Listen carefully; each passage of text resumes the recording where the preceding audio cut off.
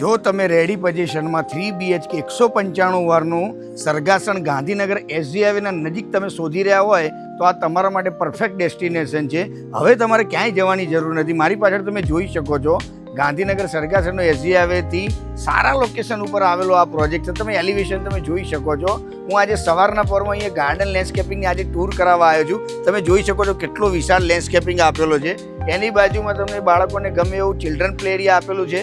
અને એમ્યુનિટીની વાત કરું તો અહીંયા multipurpose hall, gym, toddler play area, એનાથી વિશાળ તમે અહીંયા જોઈ શકો તો મલ્ટીપર્પઝ હોલ, ઇન્ડોર ગેમ તમને અહીંયા મળી રહેવાનો છે.